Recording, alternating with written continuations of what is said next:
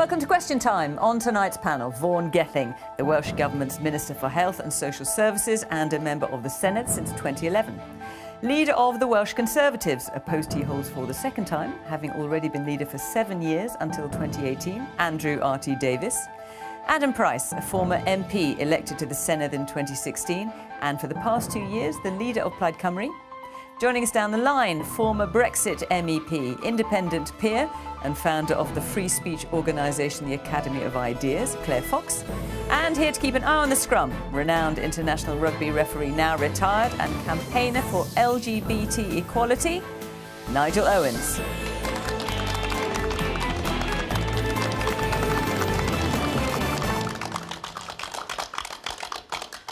Good evening, welcome to my guests here in the studio. Claire, welcome to you, joining us down the line from home, and of course welcome to our audience from Cardiff or nearby. Very good to see you, and thank you at home for joining us tonight. Do join in the conversation in the usual way on social media at BBC Question Time. You don't normally hold back, certainly don't do that tonight. Right, let's start with our first question, which is from Daniel Greening. Will we be allowed to go on a holiday this year abroad?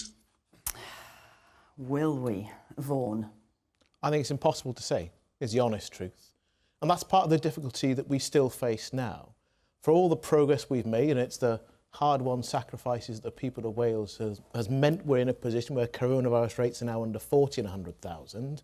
We know that in other parts of the world where we'd normally have holidays, the rates are rising. So mainland Europe in particular, there are real challenges there. We also know there are new variants that are likely to come from other parts of the world as well, and they could be really damaging to us and actually adversely impact our, of course, very successful vaccination programme. So I'm not planning to go on a foreign holiday this year. And presumably you're not going to be in a great rush if you've got Mark Drakeford saying that the idea that we will have international travel back, as it was before in the middle of May, fills me with horror. That's what he said. Does it fill you with horror?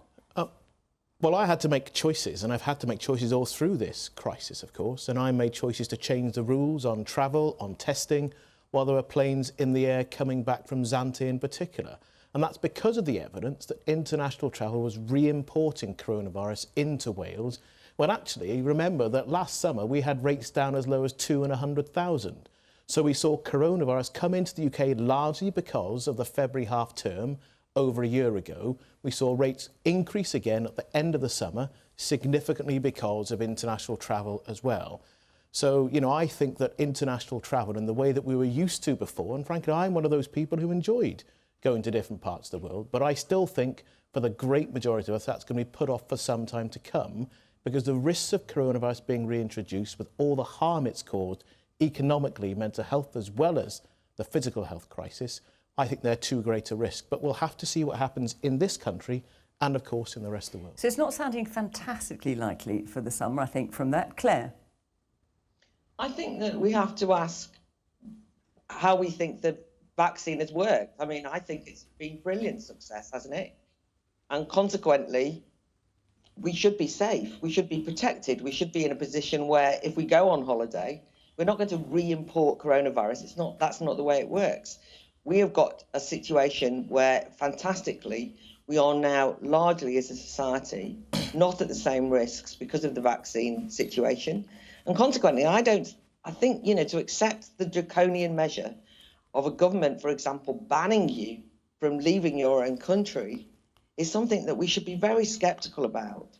I'm sure a lot of people will be frightened to travel, but I do think that people should be able to weigh up risks. I also haven't liked a certain tone, which is this idea that anyone who goes on holiday is just being selfish and indulgent, and, you know, that somehow that's a kind of degenerate thing to do, when in fact people do need to exert their freedom at this point. There have been terrible stories and people need the opportunity to relax. And I do think holidays are part of that. So I'm hoping that I will get to be able to travel. Claire is wrong about part of that, because actually the reality is that we do know that there are other variants in other parts of the world that are a risk to us. That's why you can travel now, but there are quarantine measures in place as well. So if you want to go and have a week in the sun, you've got to bank on the real prospect of needing to spend 10 days in quarantine when you come back. And for many families, that means that isn't going to be a real option. OK, let's see what our audience has got to say about it. Quabina. Hi, I think it's also important to think about the countries that we do travel to. Obviously, as us Brits, we'll have the vaccine, but that doesn't stop us from transmitting it to other people. And if we do go to holidays in places like Europe who don't have as many people vaccinated, we could also cause a knock-on effect to those countries. I think we need to be mindful of the effects that we have on those other countries as well. Because as we've seen, like, the pandemic is a global issue, and if it's not fixed in one area, it will always come back to us. So I think that's something we should be mindful of as well. Okay, Katie? Hiya. Basically, yeah. So my sort of example is that my mum moved to France last year, and I've not been able to see her since then. And I think, like, as much as I completely get not going abroad, I do get it. I get the vaccine not being rolled out as much over there. It all makes sense, genuinely.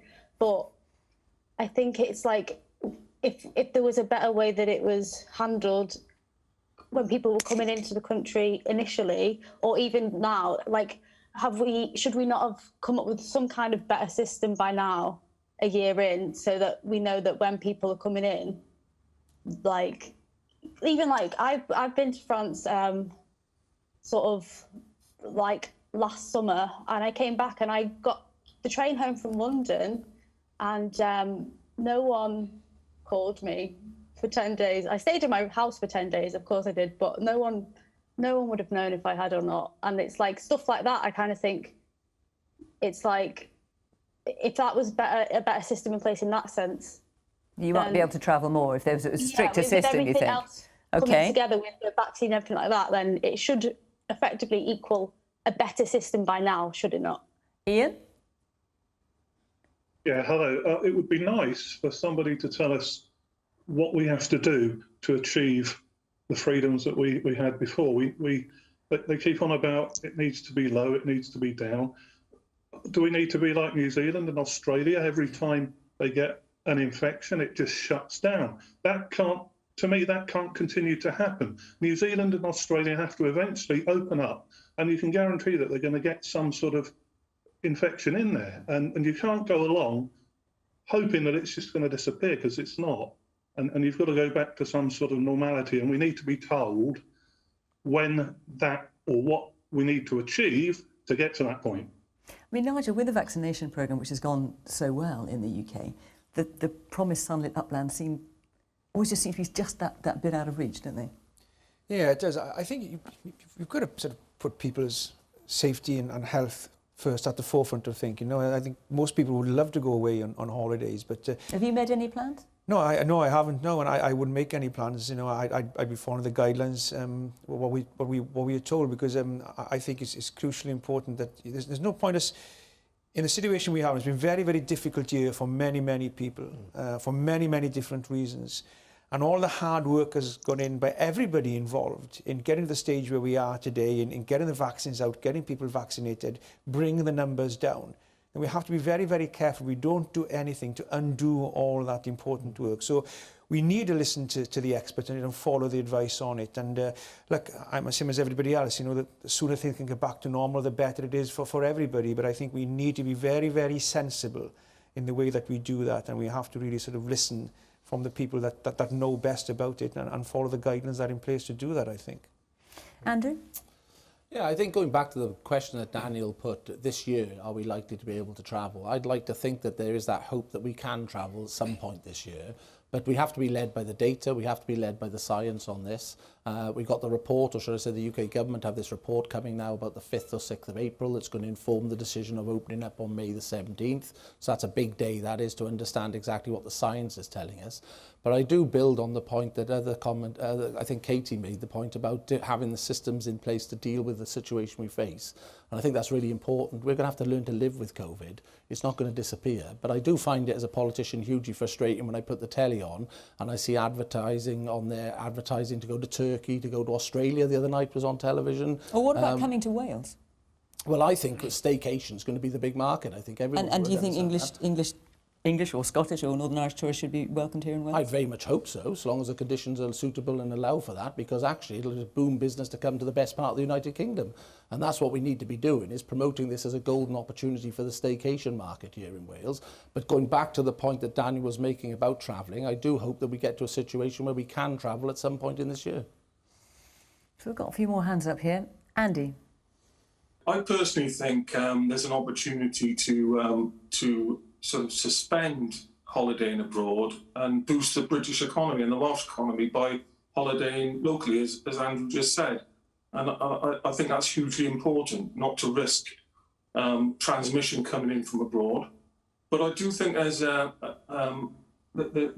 a situation where maybe people need to travel abroad to visit family members that they haven't seen for maybe 12 or 18 months. And I think maybe special exceptions should be given for that kind of situation. Jamie? Just to pick up on the point that Andrew RT Davies mentioned then, you're still seeing holidays being advertised on the television. So have the Welsh Government shared this information that it's unlikely that international travel is going to happen, because it's giving false hope and the industry are looking to survive? For me personally, I'm happy to stay at home for a staycation and support local businesses to get back on their feet. I'm not looking to go around the world, but surely this lack of a roadmap and telling the holiday companies not to advertise on TV and not to go to the expense and everything else, why hasn't the Welsh Government shared this information early with the holiday companies and the travel agents? Well, the decision to travel abroad is a UK government policy. Yeah. It's not a secret about the risks for international travel, and those companies know that. Let me come to Adam. We haven't heard from you. Yeah, I think Jamie's broader point, though, is absolutely correct, because I think that, it's about getting the balance, right? And I realise, every government in the world faces this difficulty of aligning the different priorities, but I think business need notice. I think most businesses would accept, look, they're not expecting reopening tomorrow or a date in June even for the removal of all restrictions, but they do need some notice. And I think the Welsh Government is not getting the balance right at the moment in terms of providing some sense of the direction of travel, the criteria that would be central to the decisions, and some sense of what's going to happen in April and May. I think in terms of international travel, I agree with Nigel, really. I mean, look, we all want to get back to the position where we can have all the liberties back, the freedoms that we lost. But I think so many people have sacrificed, and we don't want to risk what we've gained in terms of driving the level of the virus right down. And last summer, the importation of cases, we don't want to risk that. And particularly the biggest uncertainty, a lot of positives at the moment, aren't there? I mean, the vaccination programme, the effect that's having,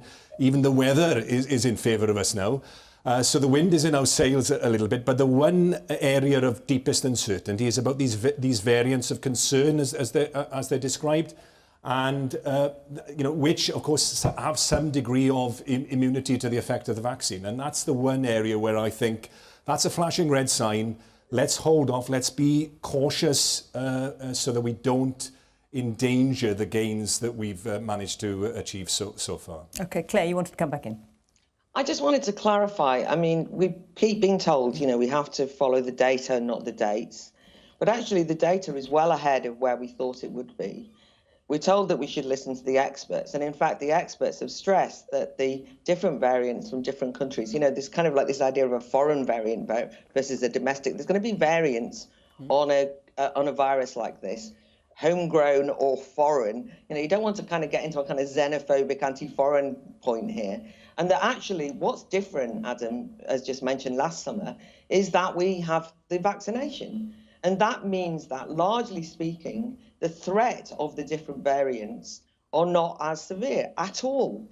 And my concern is that although we talk about following the science and following the data, actually these end up being kind of politically driven, cautious decisions. I mean, I don't mind if people have staycations, that's fine. But I am concerned about carrying on this kind of talk which effectively induces fear in people, makes them frightened when they don't need to be. So I just think that, even this idea that, it's irresponsible for people to advertise holidays. I mean, we have to build a future and we have to have some hope.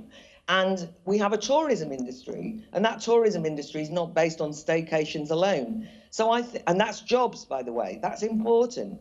So I do think we have to be careful that we don't say we're following the science, but actually just end up with a bit of scaremongering. OK, let me take another question now from Christopher Rees. The Prime Minister has warned that Europe's third wave will wash up on our shores. Do you agree that vaccine nationalism is now the greatest threat to public health in the UK and Europe? Andrew? Well, I think the numbers that are coming out of Europe are really concerning. I mean, in France today, it was reported that 65,000 cases were reported of COVID. That's back to where we were, what, 2 months ago in this country. And I guess we're looking at them now as they were once looking at us. And no one wishes to see that, but that's the great success that we've had here in the UK, is that UK vaccination programme. And I think it'll be a very, very dark day if some of the rhetoric that the European Union have talked about enacting to take hold of vaccine that is contractually obliged to the UK. And the consequences of that will be severe, I would suggest, because actually what we need is as much vaccination to flow around the globe so that we can get on top of the virus wherever it might be. I mean, the EU's point is that we're not exporting any. Obviously, that we've had many millions of doses from companies within the European Union. We haven't exported With any. respect to the EU, we've obviously got clear contractual obligations with the manufacturers. Which obviously they dispute as well. Well, just putting their point of view. Well, I don't think they dispute it. It's a fact that their contract is 2 months later than ours, and equally it's not as strong as our type of contract, because in the European contract, it states that they have to use reasonable and best endeavours to secure that vaccine for the European market, whereas our contract is more explicit. So I do think this it also says that in our contract too, but there's lots of bits that are redacted, so it's not totally clear. Our market, we were there 2 months before, we were in there getting the vaccine, and we were able to unilaterally do that, and I think that's really important. We've got a real success story on our hands. I passionately hope that the European Union don't enact the language that they're talking and make that a reality, because I think that would be disastrous, and protectionism will serve no one any good at all on this particular issue. Let's celebrate the success story in the UK. Let's try and help the European Union through their current dilemma, and ultimately, when we do get the vaccine rollout across the globe, we really be on top of the COVID crisis. Nigel? Yeah, I think what you can't be is selfish and keep it all for yourself. You know, we need to make sure that we as a country get on top of it, you know, within our own communities and family. But we also need, if we can, and when the time is right, to help other countries as well. But isn't that the crux of the matter? Because rightly or wrongly, the EU is accusing us of keeping it for ourselves. And the UK government, Liz Truss, for example, said we need to vaccinate our entire population before we even think about allowing vaccinations to be... Well, it's a global pandemic, isn't it? And, you know, we need to get on top of it globally, I think. And, you know, if the boot is on the other foot, that the other countries were keeping the vaccination and not giving us anything, we certainly wouldn't be happy. So I think there needs to be a little bit of common sense and a little bit of balance and transparency and honesty. And yes, we need to get on top of it. We need to get it out within our communities and within our society, but also as well, we must make sure that we do all we can as well in helping other countries as well to get on top of it. I think that's hugely important. So do you think we should start exporting vaccines from the UK before we've vaccinated our entire population, for example? But I think it's getting the balance right, as I said. I don't think we can sort of stop vaccinating within our country and then send everything abroad. We need to get the balance right and get the numbers right. And hopefully the abroad in the other countries as well can apply that bit of common sense to the way that they want to do it as well. So, you know, I think we need to keep vaccinating in this country, but also make sure that we do all we can in encouraging and making sure other people get vaccinated in other parts of the country as well. Because what we remember is people have family, friends in other countries as well who will need the vaccine. So it's not the time to be selfish now. It's the time to everybody to pull together and help each other. And that includes us helping each other in this country, and when opportunity is there to help other people in other countries as well. And that's what it comes down to, Adam, is when is that opportunity? When is that moment? If we were to follow what Nigel's suggesting, that we should be helping other countries, when could that be? Well, you know, I think, you know, I think it's absolutely right that no one is safe until everyone is safe. You know, we're facing a global pandemic. There's the clue. We beat this virus altogether or not at all. And so, as well as it being the morally right thing and ethically right thing to help others, there's actually a bit of enlightened self-interest here as well, isn't it? Because if we don't actually work together with our European neighbours, but actually more broadly than that, look about the issue of the vaccine in developing countries. There's a massive a role there, and the UK is in a strong position to provide moral leadership. The fact that do you think the government is right to suggest that we should vaccinate our entire population before we start thinking about shipping some of our vaccines out to other countries? No, I think that we need to start to have those conversations now. There hasn't been enough global cooperation. We need, because ultimately that is in our own interest, in terms of the safety of our own communities, because we were just talking about importing the new variants. So to not vaccinate everyone here, vaccinate some people here, all the adults, and then start sending them abroad? I think that the idea of a vaccine trade war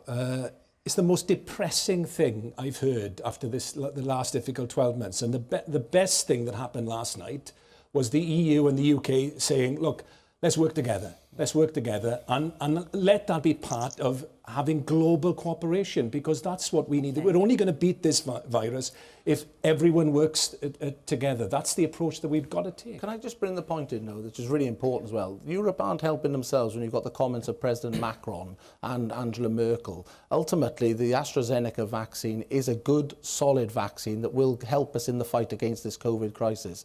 And sometimes they just need to look in the mirror at some of the points they've been making. Alison. I think we should vaccinate everyone in this country before we start exporting it. I think the fact that we were organised and got our orders in earlier than everyone else, I think that's a big flag wave for us. And I think there's a lot of bitterness in Europe because, well, we've left now, and anything now that they can do to fire at us or to try and paint us in any sort of bad light or anything, they're trying to do. And I think this vaccination scenario now is an ideal opportunity for them. Sarah? Yeah, I think there is a bit of a concern that all the good work that we've done and the trust in AstraZeneca that we've given could be kind of undermined if the supply chain gets broken. I mean, I'm really hopeful that the discussions held between the Prime Minister and the EU yesterday will facilitate, some resolution. But, sometimes the EU have not always held their end, and we've noticed that in Brexit about negotiations breaking down. So how much confidence can we have in those negotiations? Camilla? We've bought far more vaccines than we actually need. And it seems very dog in the mangerish not to be sharing it and not to be sending it abroad. And the rate limiting factor for our vaccination programme is physical giving of the vaccines day by day. We have far more vaccines than we actually need. I mean, we've ordered far more than we need. We haven't actually got in the UK at this moment more than we need. I mean, would you be prepared to give up your vaccine, say, Camilla, for another country? I can't say that because as a healthcare worker, I've had mine. So I'm sorry, I can't really answer that one. Okay. But I think that it is very important that we think altruistically as a global community, because just bringing it back to the first question, none of us are going to really feel safe going on holiday until the other countries are safer than they currently are. Claire? This is a very important question because it's not the way it's been presented at all. The idea that we're hoarding vaccines and stopping the Europeans getting the AstraZeneca vaccine is a nonsense. They actually, different countries in the EU, France and Germany, but other countries, Italy as well, have been storing vaccines and not giving them to their own people. They had a certain amount, millions of AstraZeneca vaccines, which they actually deployed and said, oh no, we don't think it's safe. They used the precautionary principle in that way, frightened people. There's now a high level of vaccine skepticism in many countries in the EU. And so I think that we have to remember what's happened. And the trade war, such as it's been threatened, I mean, everything that the UK does is not perfect by any stretch. But in this instance, the EU called the shots on that. They deployed a form of protectionism, which I think is very frightening. It really has ramped up tensions.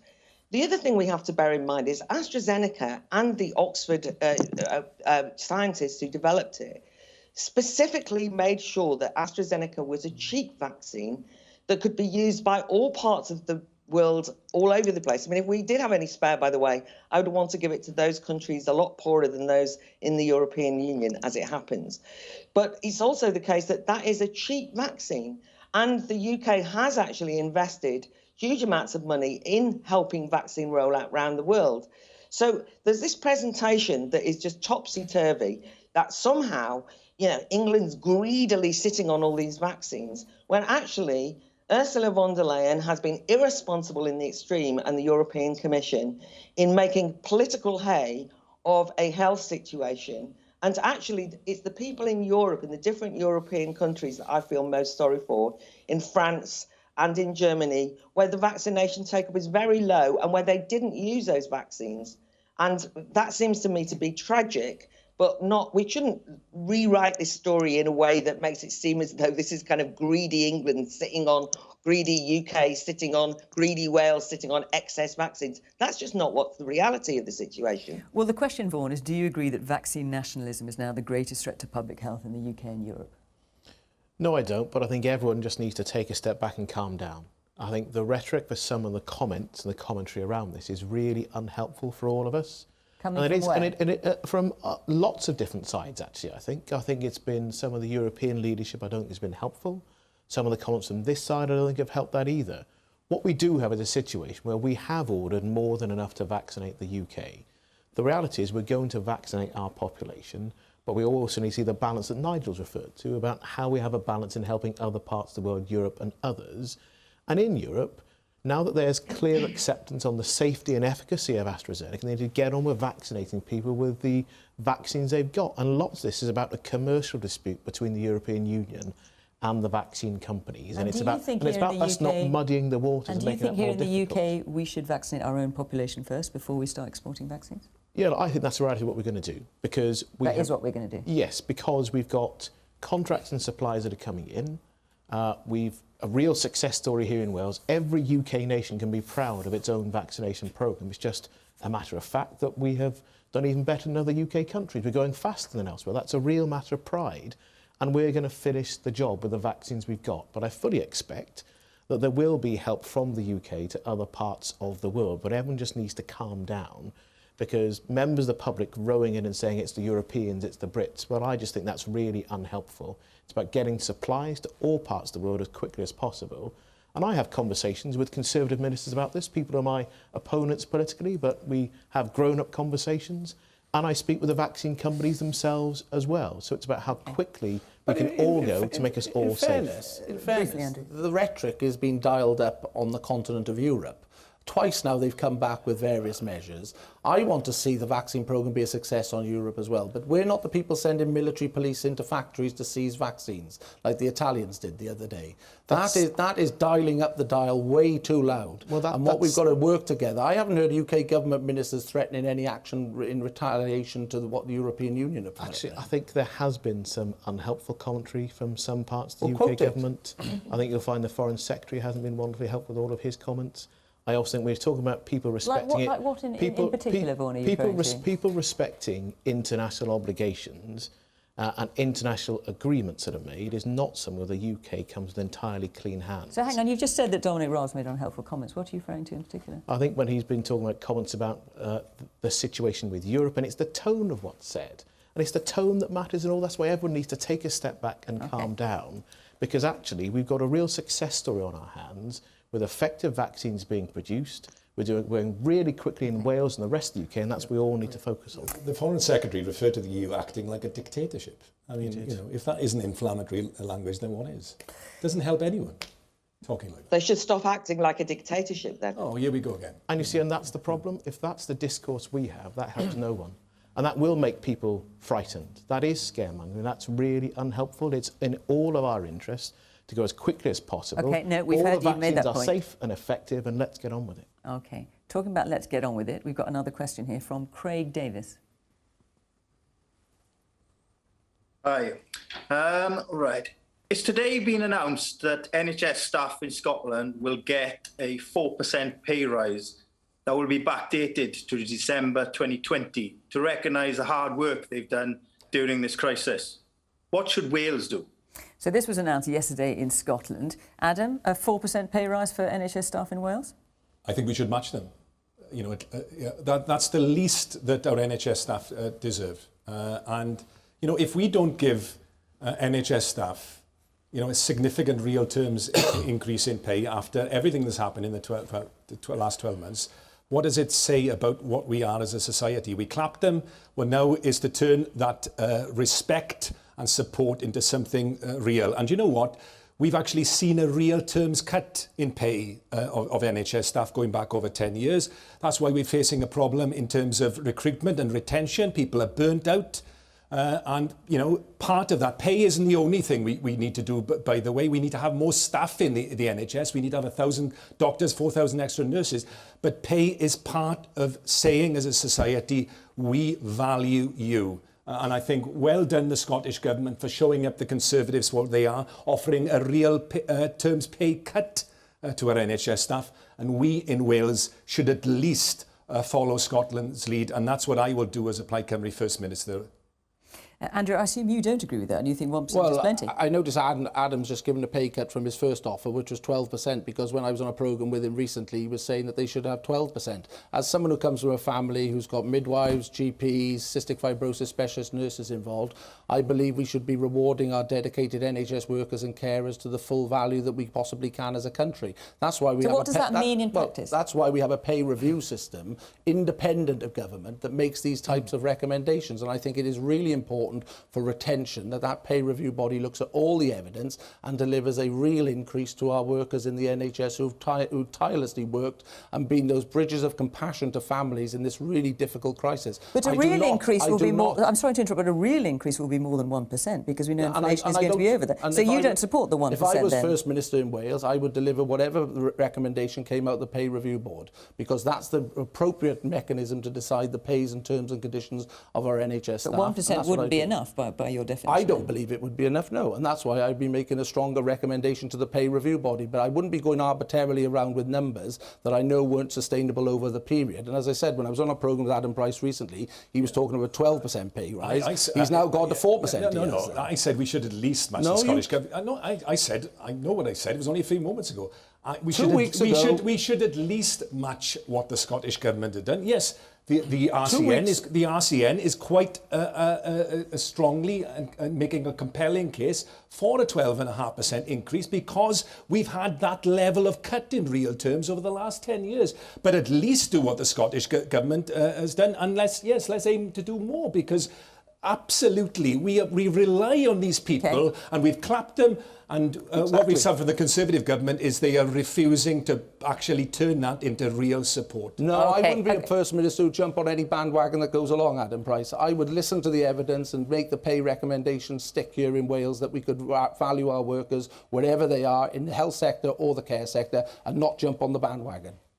Supporting the unions is jumping on a bandwagon. You've got to listen to the workers that are actually delivering the care day in, day out. They are calling for this pay rise, and you're saying you won't support them. Adam, you've made your point. Claire Fox.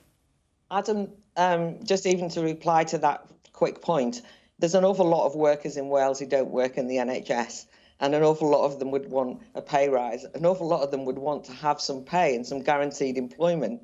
You know, one of the dangers with this, and I do get anxious about it, is that we've somehow isolated health workers, nurses in particular, as a special kind of worker. Now, nobody, of course, we all understand that they've been on the front line in this pandemic, but it's just that to say that they require a special award as distinct from, for example, care workers, or as distinct from people who work in the supermarkets, as distinct from all the people who've been cycling around delivering meals to people who rather enjoyed working from home, whereas those people have carried on. What about the people who clean the streets? What about the people who pick up the bins?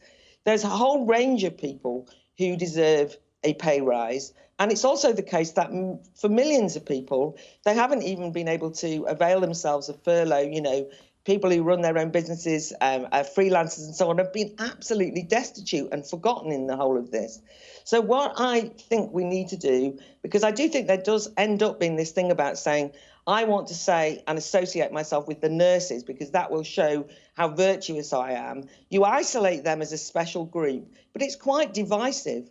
And so I would be looking, of course, at how we can get the economy started again as quickly as possible, with less of the caution as exhibited by the politicians here, and then make sure that everybody and anybody that we can is rewarded successfully. But so many people are facing unemployment, so many people are facing wage cuts.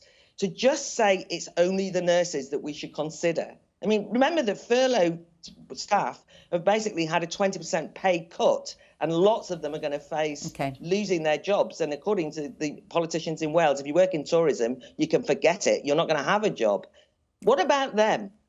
Vaughan, Scotland's rather outmanoeuvred you, hasn't it? I mean, it's going to be very hard for you to say, I know you might be worth 4% in Scotland, but you're not worth 4% in Wales. No, I don't think so. And actually, this isn't about manoeuvring. That's the problem. If people's pay is just a manoeuvre, that's the wrong lens to look at it. Well, you think there's not an element of politics in it? Well, there's always politics and lots of choices, but that isn't the way we're approaching pay. And I actually do think that our frontline health and care workers are a special case. I've already decided to give, for basic rate taxpayers, a £500 special payment across health and social care. And the reason they're different is they have put themselves in harm's way for us. But what about a 4% pay rise? They have put themselves in that position. That's why I've made that choice. I've also made clear that we're going to wait for the pay review body recommendations. I made really clear that I'm not setting an arbitrary cap. So I know Andrew is bravely talking about the fact that he wouldn't have a 1% pay cap here in Wales, but the reality is he supported austerity for 10 years, and if actually the Treasury are only going to fund 1%, that's got real consequences, not just for health and social care workers, but actually for wider public finances and our ability to support businesses as well. So there's quite a lot to this, but I'm really clear about where we are. We've got a good track record in recruiting and retaining staff in Wales. In the last 4 years, our NHS headcount has risen by £10,000. So we've put our money where our mouth is, and we do have more staff, and we need more of those staff to take care of you and me in the future as well. Andrew. Hi, Fiona. I'd just like to say the NHS have been responsible for saving many lives and been a foundation for getting this country back on their feet.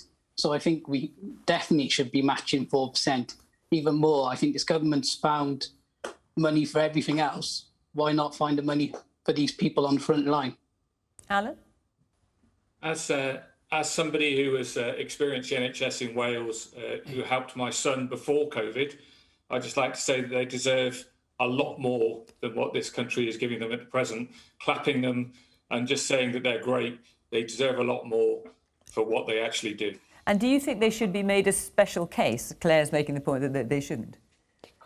I'm a limited company director myself who's received no help from the government whatsoever, but I would treat them as a special case because they helped my son when he needed it. Okay. Nigel? Yeah, I think we mustn't forget as well the other people who are on the front line, have put their lives at risk, who've spent time away from family and loved ones to look after and make sure that we can get on as much as possibly we can with our lives during these difficult times. But there is no doubt whatsoever that the National Health is a wonderful, wonderful service. And the people who work there are wonderful, wonderful people who have put their own lives at risk in order to save other lives. And if that means they are special cases and deserve a 4%, whatever the percentage is, then of course they should deserve it. You know, every single one of us pretty much was out on a Thursday night clapping and applauding them. We must never, ever forget the great work that they've done. They saved my life 20 years ago, and I shall forever be in debt because they go far and beyond what they really need to be doing. And the other people as well in the country, we must remember. Volunteers even, who have given up time in helping others, caring about the neighbours, checking on people, going to get things for people who can't go and get things for themselves. So we must not forget the other people as well. But if it means that we put the NHS in a special case, as Claire mentioned, then so be it, because I think they certainly deserve for what they've done for us, every single one of us and the country over the last year and before that as well. Let's take another question from Lynn Jones. Okay, my question is, in the forthcoming May elections, 16 and 17-year-olds can vote for the first time. Now, which political party will that benefit? Which political party will that benefit the most? Claire? I don't know who it will benefit, and I've got very mixed views about the kind of lowering of the age of voting to 16 and 17. I've been concerned, you know, following Welsh politics for many years, at the low turnout in elections and the lack of political engagement, which is a bit dispiriting, apart from, of course, in the referendum about whether we should leave the EU, which there was a high turnout, and we know which way Wales voted. But the 16, 17-year-old vote always feels a little bit cynical. You know, we can't engage everybody who's 18 plus. So what we'll do is we'll get lots of young people involved. And there has always been a little bit of the idea that those young people, and I work with teenagers, so I know how smart they can be, but also for the purposes of everything else, they're treated as not being adults. They're still at school, they're dependent, and they're consequently not seen as autonomous in the usual way that we understand that politically. I think that probably the Labour Party hope that they will benefit from having these young people vote for them. And, you know, they kind of look at opinion polls and say, oh, they're all kind of very radical, they'll kind of vote for us. I rather enjoyed it in the Scottish referendum when the SNP deployed a similar tactic. But in the end, many of those young people were independent and didn't actually vote for independence and thought for themselves. So if they're going to have the vote, I hope that they won't act as a stage army for any particular political party. Well, look, we've got two young people in our audience who've got their hands up. Tim, let's start with you. Are you more likely to vote Labour? Do you think this is a good idea? I'd always say increasing suffrage is always a good idea. As a democracy, we want to get as many people heard as possible. My suspicion would be that by reducing the age, the populace might be more likely to vote on populist ideas. So I wonder if that will actually benefit parties such as Plaid in the Senedd elections more than Labour, because as we've seen recently, Labour is in record lows in polls. Kate, sorry. Yeah, I think the thing with 16 and 17-year-olds is, like, I think we just don't give them enough credit. And I think that, like I'm 27. I've only really spent the last few years learning about all of this. When I was 16, I didn't take an interest, but I know, like, the 16, 17, 18-year-olds that I work with who know more than I ever knew at that age. And I think that it's their future more than it's my future, more than it's the next future. Do you know what I mean? I think they have every right to have a say in that as an 18-year-old would. And which party do you think will it benefit the most? That's the question. I do think that it would probably. I get the vibe that it would probably help Plaid or the Green Party or someone more like that for us. Okay, more well, at the moment, yeah. You supported this, Adam? Yeah. And reducing the vote to 60. Is that because you thought you'd get more votes that way? No, I think. Really? No, I think Tim is right. I mean, we all benefit. But by having our young people, you know, right at the heart of our democracy, we all gain. And I think that the party that will benefit the most is the one that presents the most inspiring vision of the future. And that's up to all of us in the next few weeks. Now, you know, I hope that it'll be our party, but, you know, none of us should take young people for granted. And ultimately, I think that there is, interestingly, a very clear pattern, though, isn't there, that independence has the highest support amongst 16 to 24-year-olds. And I don't think that's any accident, you know. It's the independence movement in Wales is driven by positivity, hope. It's actually about looking forward to the future. It's actually looking out to the world as well.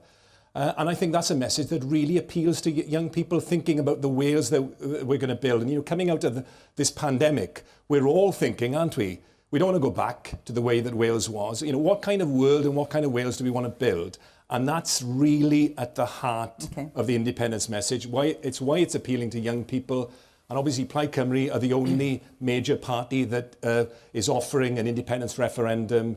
And, you know, I think that's going to be a major factor, not just for young people in this election, of course, because 39% of the Welsh population now support independence. And presumably, Andrew, you don't think that the Conservatives are going to benefit from 16 to 17-year-olds voting because you called it a stitch-up by the left-wing political establishment?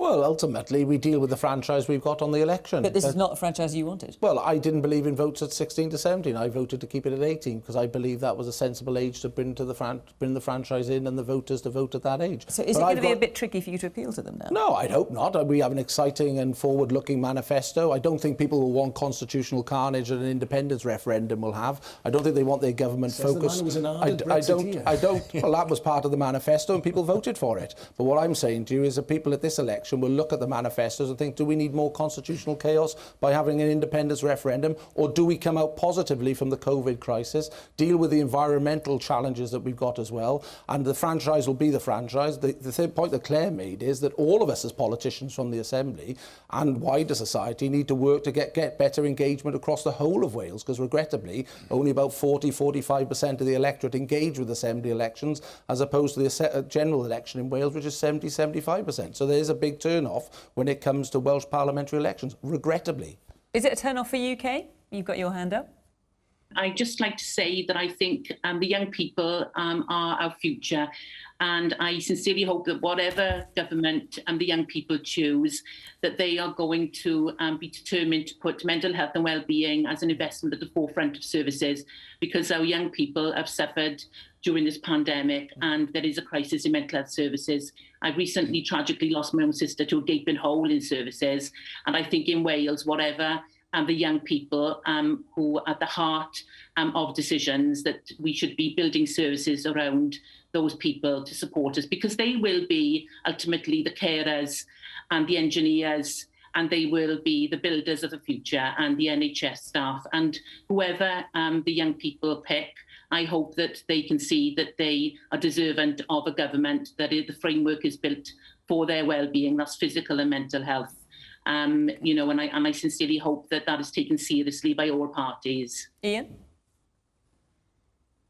Yeah, I think the answer to the question is which party is most vocal about introducing it, because they've obviously done their research and they would know who is likely to vote for Labour, Conservative or Plaid. So you've answered the question for yourself. Really, that's what I think. So that's why you introduced it, Vaughan. That's why you backed it, because you thought you'd get more votes that way. No, I've been not in terms of increasing universal suffrage, as Tim put it, but just to get more votes. I've been a supporter of Vote 16 long before I was elected to the council, when I was a councillor for one term before I was a member of the now Senedd. So I think it's the right thing to do from a principle point of view. I think that at the age of 16, there are lots of responsibilities that we impose on people at that age. I think people have the right to choose who will make decisions on their behalf. Talking about young people being the carers and engineers of the future, of course, you know, young people can already work. Many young people are already carers for people in their family, and we definitely will have something to say about mental health and well-being in our manifesto, not just physical health too. And I don't think you can guarantee it's one party or another who will benefit, because, you know, we're asking to take Wales forward, and I think we will have more people. You can't guarantee it, but you can see from evidence that's gone through elections before that generally younger people tend to favour Labour and independence parties. But only generally, and actually there have been lots of times in this election where seats will be decided by small margins, and actually we're in an extraordinary period of time. There's been a much greater profile for devolution through the last year and a bit. I think a greater awareness of the powers that we have within the Welsh Parliament, the responsibilities we have, and I think, and I certainly hope, that more people will cast a ballot in this election because of that. Because you can see just how important it is to choose a government here in Wales on our side to make choices, because the pandemic isn't over. We then have a huge task to rebuild country and make it a fairer country for the future. And I think everyone of every age, not just 16 and 17, but over 60s and everyone around that as well, has a real stake in deciding the future of Wales. And I hope everyone, regardless of your view, goes out and makes a choice for who will be the next Welsh Government. Rhiann? Hi, yeah, I don't think we give young people enough credit. I'm a secondary school teacher and I had an A-level class this morning, and a lot of the discussion, I feel, was a lot more informative and helpful to each other. They listen to each other. We don't give them enough credit, and I would, say that they are young adults rather than children. 16 and 17-year-olds, they've got a lot to say, and there are differing opinions, and I think they should have that opportunity to vote. And if they don't want to use that vote, then they don't have to. But I think the option should be there. So, Nigel, the question is, in the forthcoming May elections, which political party will benefit the most from 16 and 17-year-olds being able to vote? The honest answer to you, Fiona, I don't know.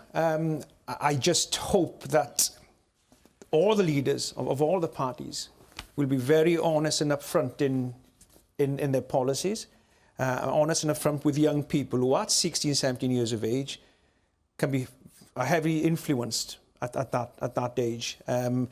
50 is the new 40, I think 16 is the new 18. Times have changed. You have the influence of social media and stuff as well on young people. There are a huge amount of very, very sensible, mature 16, 17-year-olds out there. And politics should be for all. All of us should have a say in our own country and the future of our country at 16, 17 years of age as well as 18 and upwards. So I really hope that young people will engage more in the political debate and will cast their vote in May. And I hope that it will be for the right reasons, that we don't get any populism in wooing in young people, that, you know, the genuine policies are there for young people to decide who they believe is going to be the best party to lead them. So, you know, young people are much more intelligent than we give them credit. There are good, decent young people out there. And I'm glad to hear that they have the opportunity now to play a part in what is the future, is them, the young people themselves. We've got time to squeeze one more question in from Sarah Wingfield. Sarah. Hello, thank you, Fiona. There's a new proposal to mandate the flying of the Union Jack on all government buildings across the United Kingdom daily, excluding Northern Ireland. Is this likely to unite the nations as presumably intended, or might our flags become politicised? Is this a good idea, Andrew? I think it is, but I think in Wales, obviously, we have our own flag. We fly that with the Union flag because we're part of the United Kingdom, an important part of the United Kingdom. But over the UK government buildings? Well, the two flags fly proudly over the Welsh office in Cardiff. The new Welsh office has just been built, and so it should be mandated that both flags fly in Wales because we are a proud country on our own, but also part of the United Kingdom. So why do you think this decision has been taken now? Well, I think that's most probably best directed at the Westminster government, but ultimately they've taken a decision, obviously, to fly that flag in England and across the United Kingdom because it unifies the whole country. It's an important symbol of unity in the United Kingdom. And I think it's an important recognition of the importance of a flag to a country's identity. And I'm proud to call myself a unionist, but I'm equally proud to be a Welshman as well, a passionate Welshman who puts 19.5 stone on the veterans rugby field every now and again.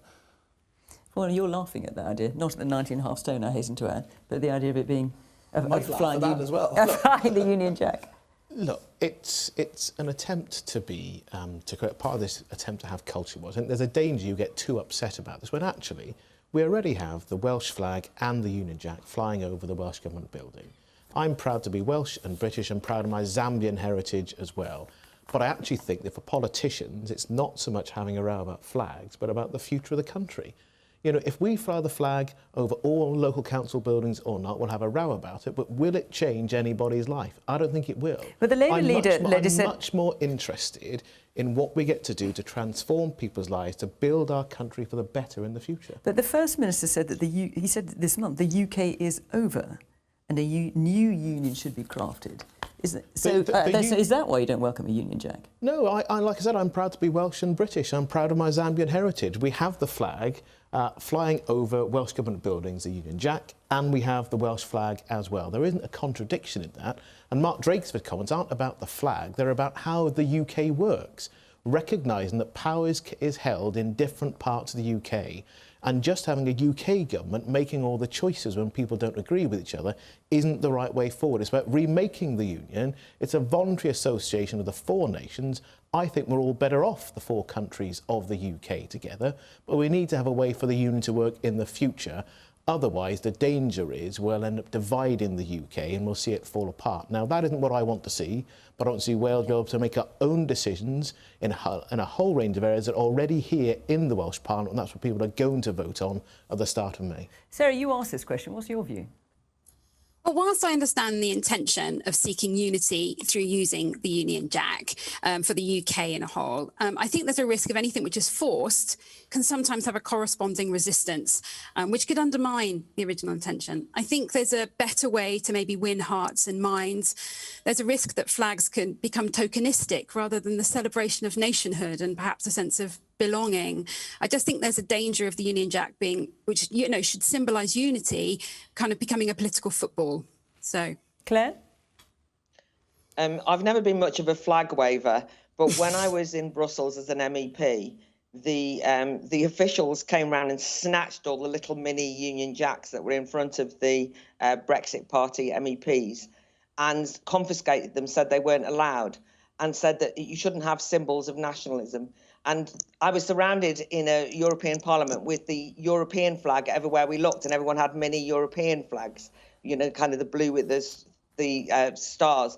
So it made me realise that there was, you know, flags do symbolise something, because that was actually an assault on national sovereignty, not on the flag. But I do think Sarah's right, you know, you can't mandate a union by simply imposing the flag on it.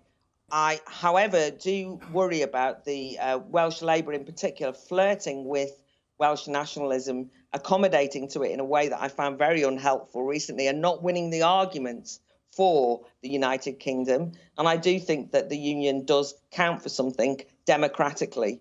And, you know, we just talked about young people, by the way. Young people are also going to be looking around at all the small new parties. And some of them are saying, you know, you've kind of got Abolish, you've got Reform UK, you've got these parties that are basically not fitting in with the standard parties. And I think that, therefore, the Tories are over-trying with this mandating of the flag. I think they've got to win the arguments for to get new voters rather than trying to force the union to work that way. Adam, we haven't got an awful lot of time left, so if you be reasonably brief. This has obviously been designed really as, in part as a response to the growing support for Scottish and Welsh independence.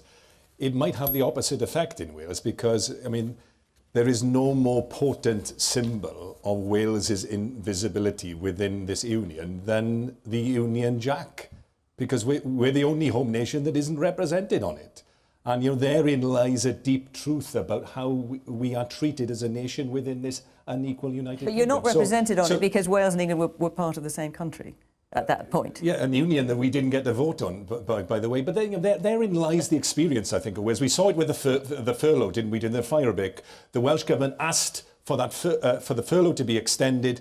We were refused, endangering our lives. When the situation changed in England, hey presto, they extended the furlough, and the people of Wales noticed that, and that's how Wales has been treated throughout this United Kingdom, and it's there to see on the flag itself. Nigel.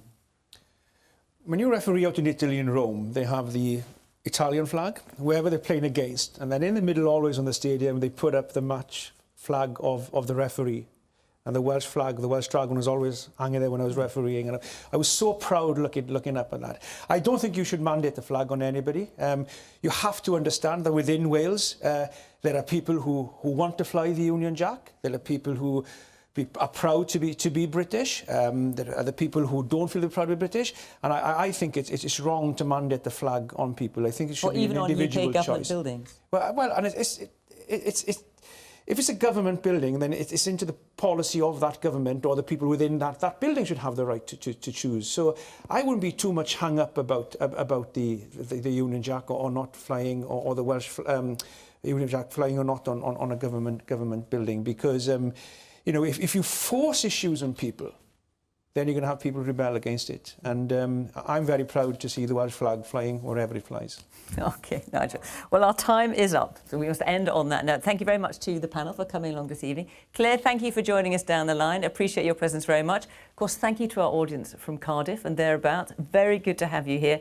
And of course, to you at home, thank you very much for watching from Question Time. Bye-bye.